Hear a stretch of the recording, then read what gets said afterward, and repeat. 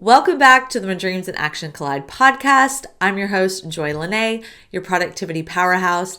And today I am starting a series that I like to call Get It Together at Home. Now, spring has begun here in Australia, and I know in the States it's going towards autumn and people are settling back into their back to school routines. So I thought it would be fun to do this series over the next month. So for the next month, each week, I'll be touching on different ways that you can get it together in your home. From clearing the clutter, to meal planning, to creating schedules, routines, rhythms that work for you, especially as we gear up going in towards the holidays. So this week, I'm going to be talking about clearing the clutter, and specifically material items and physical spaces in your home. So this will not be like an in-depth decluttering episode. It'll just be a little nudge to get you started on decluttering. Or if you have decluttered in the past and it's been a few months and you just found things have just gotten out of hand again, then this episode is for you. So why are we starting with decluttering? It seems to be very counterintuitive because decluttering can be one of the hardest things to do. But I find when you have a clear space, especially your physical space, you actually find you have more time to do other things. And especially like when we go into talk about doing meal planning and, redoing your schedule and your routines and stuff, I find when you clear your physical space first, then you have more time to work on those things. So I wanted to give you some stats about clearing the clutter. So it says on average, people spend about 55 minutes a day looking for things they own but can't find because of clutter. Research also shows that decluttering can reduce housework by 40%. Less clutter means less time spent cleaning and organizing, leading to more free time. A UCLA study found that women who live in cluttered environments have higher levels of cortisol, a stress hormone. This shows the direct impact that clutter can have on stress and overall mental well-being. Clutter has also been linked to procrastination. People with cluttered homes or workspaces are more likely to feel overwhelmed and delay tasks.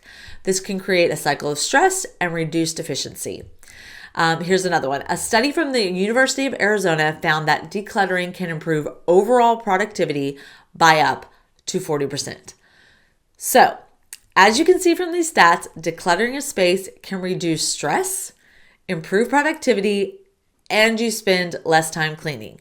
Can I get an amen? Okay, an amen on less cleaning. So I thought I'd give you just a really, really brief overview of kind of like my decluttering journey and somewhat, coming into minimalism. Now, I've always been a very organized person. Even when I was younger, I was always organized. Everything had its space, but I did have a lot of things. Knickknacks, pictures, everywhere, just stuff. We weren't even rich or anything. In fact, we got a lot of things from the thrift store or op shops. It's just that there was a variety of things. And I probably gained that a little bit from my mom. My mom likes to collect and clutter things with knickknacks. So when I actually moved out of home and started living with housemates, I didn't have a whole lot of stuff. I actually only had my clothes because I moved to Australia. They happened to have some stuff in the room and I just used that and I had my clothes. And I actually started to really, I was like, oh, this is nice. It's so easy to take care of stuff. I mean, super quick and manageable. So I actually really, really liked it. And then once I got married and we had our own place, I started to kind of slowly start to collect things again and accumulate stuff. And then especially when we had our first child, just stuff came into the house.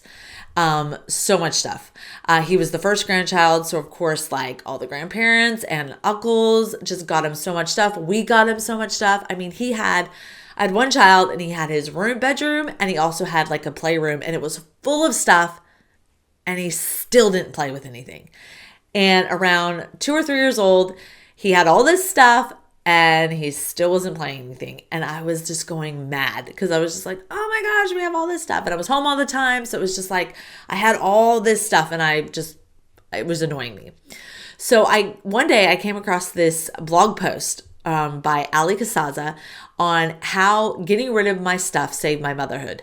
So I read this blog post and it completely changed my life. I was like, all right, I need to start decluttering everything. And especially I need to start decluttering the toys, because that's what she talked in the blog post that she started with her kids' toys. And anyways, I just went down the journey of doing it for a few weeks, even a couple of months, and I really liked it. So I'm going to sort of tell you kind of like from that, what I learned and how I've been doing that through the years. Because here's the thing, you're always going to have to be decluttering stuff because things come in. Now we have 3 kids and just stuff comes in from school, things come in from birthday parties, stuff just comes in through holidays and stuff like that.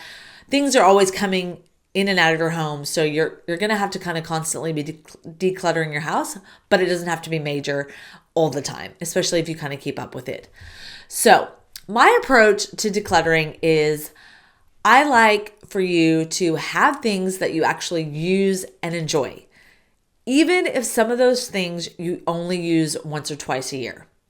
I am not about having bare walls, no furniture, no decor, no life.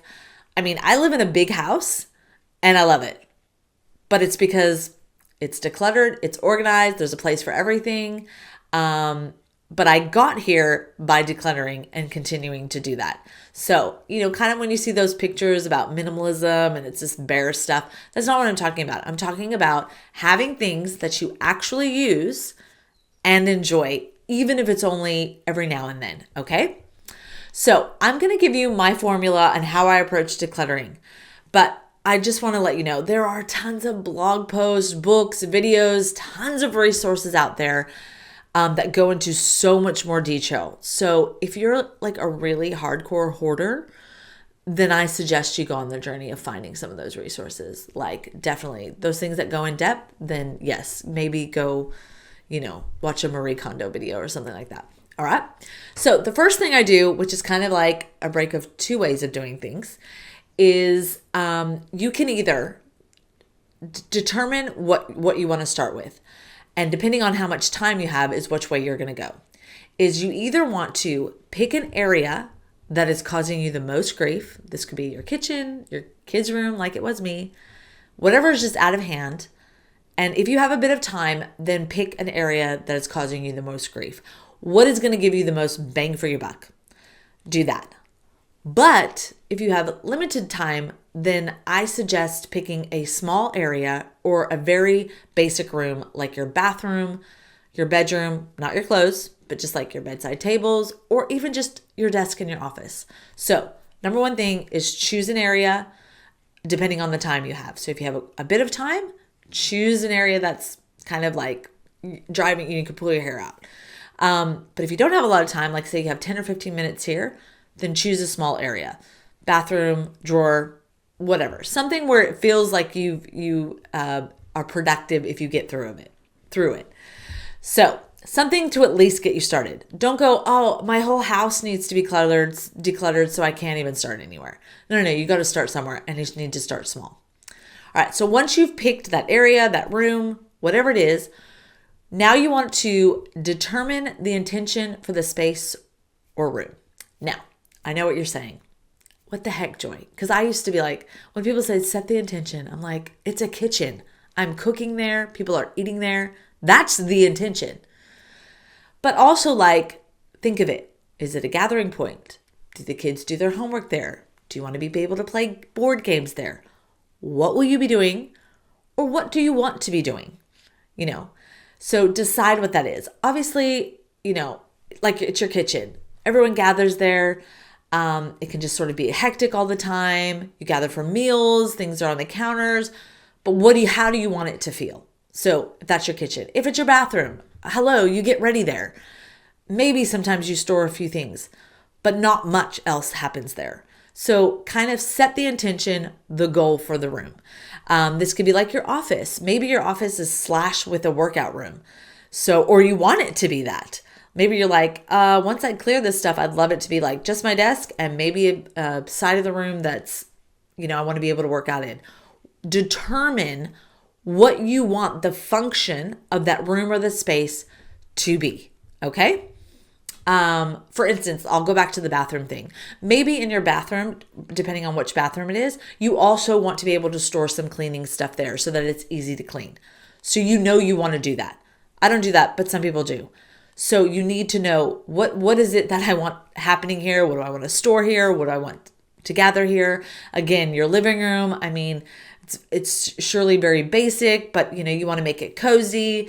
Things you don't want to have your office paperwork in there. That's what you don't want. So you need to set your intention. And how you want it to function. So it's how you want it to function, not how it's currently functions. So if it's a drop zone for everything, maybe you need to create an entryway where that's your drop zone for all your stuff. So you need to kind of balance that out. All right. So then once you've set the intention for that space, for that area, for that room, whatever that drawer, whatever it needs to be, maybe this is going to be my junk drawer, but I want it to be an organized junk drawer. Set the intention. Okay. And then the next thing you want to do is you want to start going through your stuff little by little. So for instance, if it's your kitchen, it's your bathroom, start with one drawer, one cupboard. Just start with one, take the stuff out, and you're going to separate it into 3 piles. Okay? Do not, if you're in a kitchen, in your bathroom, do not take everything out of every cupboard and every drawer. That is going to feel overwhelming. Start with one drawer, one cupboard. Hey, maybe go to 2, but I wouldn't, push it. But just start with one, and then you're going to separate the things that you pull out from that drawer or that cupboard into 3 piles. And the first one is throw away, give away, and keep. And I actually want you to do it in that order. So throw away. Throw away all the broken things, empty stuff, old things, expired things. Literally throw them away. Start there. Throw crap out. You'll find that so much goes in this first phase just by getting rid of the rubbish. Okay? Getting rid of the trash. Just getting rid of it. Throw it away. And then you start to go next to the thing. You look and see what's left and decide, is this something that I really want, or do I not want it, but it's still in good condition? It's not, I don't need to throw it away. But I can give it away either to a friend I know that I think needs it, or, you're going to give it away to charity or something. So then you're going to do the giveaway pile. And then from there, you'll have what you want to keep. Now, these last 2 areas, this can be a little bit hard to distinguish whether I really want to keep it. Do I need to give it away? So what I suggest is if you are having that little, debate between yourself, it's like, I don't know if I really use this, if I don't really use it, put it in a box. Put it away for 30 days in a garage, somewhere out of sight, out of mind, and then set an alarm in your phone or something in 30 days to remind yourself, do I really need to check this? And I have no idea why that's thumbs up. But anyways, all right, so check. Did I really need to use that? This part of going through your stuff where you throw away, give away, keep, this is going to take the longest time.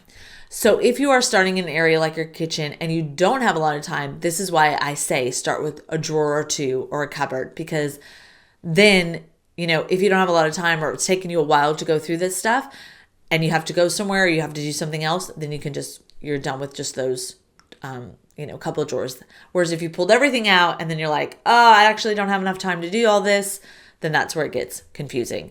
And then again, 3 piles, throw away, give away, keep. And then from there, my 4th tip is to give the area that you're doing, or whatever, the drawer, the cupboard, whatever it is, give it a good clean, a good wipe down. Just before you put stuff back, just give it a very good clean, okay? Most people are like, oh, this is nice, and they throw everything back in. No, give it a good clean, because it could be like another, a couple months or a year till you do it again. Just give it a good clean, okay? And it'll also help when putting stuff back. Now, I just want to give this sort of really good tip is when you start to put stuff back and notice you have less, some people, if they're not used to this, the white space or even having an empty drawer or a half empty cupboard you'll just be like, oh my gosh, how do it shouldn't be like this. I need to fill it up. No, you don't. In fact, embrace the white space, embrace the empty drawer, embrace it. It's okay. You might find something later on that goes there, or as you go through your house, you'll rearrange things or you'll move things around. That is okay. But leave it empty, leave it blank for a little while, okay? And be okay with that. That's the funniest thing is people just cannot deal with the white space. In fact, I encourage you the more white space you can get, even with your stuff, this is good. Okay. All right. And then the next thing, going on to my fifth point, is put everything must have a place. Okay. So when you start to put things back, and you actually don't have a space for this, then you either need to create a space or rethink the stuff that you're putting back. Now, if you're living in a tiny house or a very, small apartment, you actually might not have room. And so it's kind of really hard to like put things in its place, but that's where you kind of really just need to reevaluate. But that's only if you're living in a tiny home and, a small apartment. You just got to rethink how you're going to do things. But find a place for everything and make that the place for it. Okay? Again, this might change. After you get done, you're like, oh, I actually want to put my cups over here. Like if it's in your kitchen, I'll put my bowls over here. It's just a little bit easier. That's all right. But for now, put it in a place so that it has a permanent place. One little story, it was really funny because I used to have a linen closet that was really large. And so I put like all the, bedding, sheets, towels, everything in there. And then when we renovated, I no longer had that linen closet because we were going to put it somewhere else, but hadn't done that renovation part. And then I was just like, where do I put all this stuff? Like all this stuff has been in this huge linen closet. So I actually went through it and I was like, oh, I don't need these curtains because I'm not going to use these curtains anymore. These sheets, actually, these are my kids' sheets. So I'm going to go put them in their closet because they have space in their closet for their sheets. And of course, wouldn't that be where you want to put it? Because if they need them for their bed, they just take them out. So I started to find a place for the things that we actually used where it needed to be. So find a place for everything. If something does not belong in that room or area, do not put it back in that room. Okay. If it is something that does not belong in the kitchen, but it's been in a drawer there, do not put it back in the kitchen. Put it in the room that it needs to go in and you'll declutter it then, or put it in a box and, you'll find a place for it later. Okay. So now I know those were really basic things and easy to talk through, but not easy to do. But this is just really to get you started on decluttering a space. Okay. You also might notice that this can be rotated into a cycle. So you pick a room, causing you grief, you determine its function, you go through the stuff, you separate it into 3 piles, throw away, give away, keep, you clean the area, and then you put things back in its place. And then you can start again. Like you can go, because the first time you set the intention, maybe not be correctly right. And then you go, okay, no, the real intention is this. And you can just cycle through those 5 steps. And you might have to, like, over, the next few months as you start to go through things. I did this with when I said my son's room, when the toys, like he had 2 rooms, I just completely got rid of mostly everything in the one room and then just set stuff up in his room. And then even then I was like, oh, there's probably not a lot, but I displayed things and then I allowed him to kind of play, and I started to, over the next couple of weeks, what does he really play with? What does he not play with? And then I went through and decluttered again. And then again, what did he start to play with? And then, a couple of weeks later, I went, okay, no, he's not playing with these things. He's not doing these things. So I went through the cycle sort of again. And you'll start to see how you do that through what you're getting rid of and what you're doing. So now I do want to make this also another tip. It's not about how much stuff you can get rid of. Okay. Especially for the sake of getting rid of stuff. I'm not about like, just throw everything away. Although I am very good at that.